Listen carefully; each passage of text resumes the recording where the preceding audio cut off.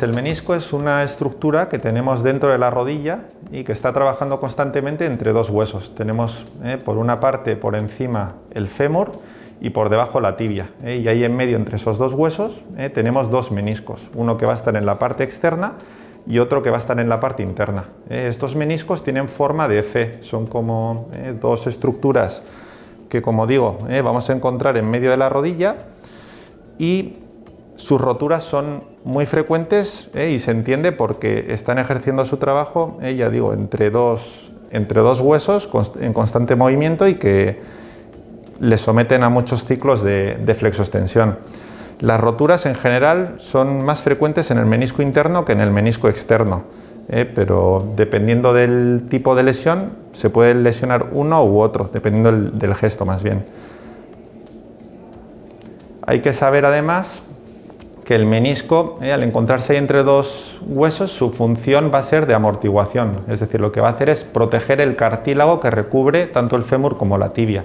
Entonces lo que va a hacer es pues evitar el proceso de desgaste de la rodilla, y es por ello que cuando se plantea alguna intervención o algo se debe resecar el menor menisco posible.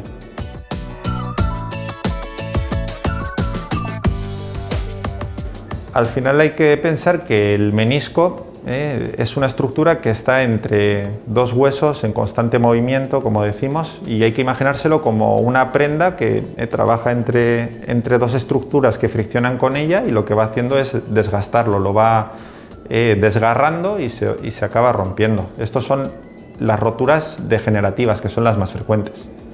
Luego también se pueden producir otro tipo de roturas, que son las traumáticas, y que este tipo de lesión es más frecuente en un contexto deportivo, en que un paciente en un mal gesto, en un cambio brusco de dirección, el fémur contra la tibia produce un pellizco del menisco y lo que hace es un desgarro puramente pues, mecánico.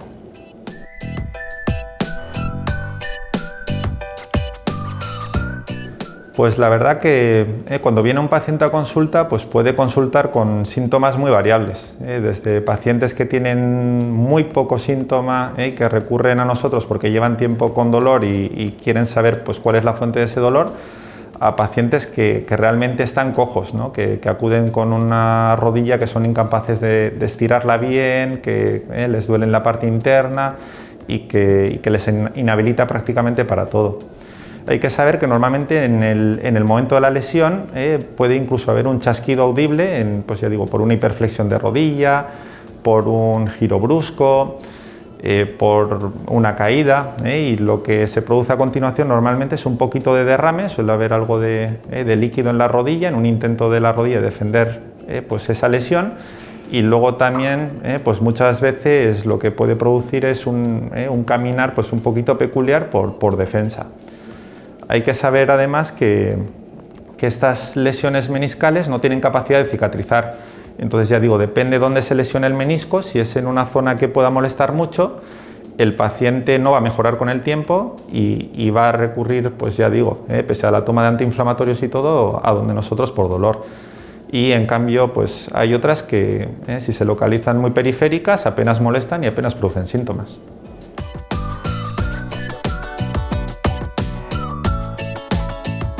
Pues normalmente con lo que nos cuenta el paciente de dolor en la cara interna de la rodilla y la exploración que nosotros hacemos para ver cuáles son las pruebas positivas de menisco, solemos tener ya una alta sospecha del diagnóstico. Luego aparte nos solemos apoyar en una resonancia magnética que nos confirma nuestra sospecha, y con todo ello ya podríamos pues orientar el tratamiento. Del tratamiento saber que normalmente los meniscos se tratan de forma conservadora, es decir, lo primero que hay que intentar es saber si el paciente mejora sin necesidad de una cirugía.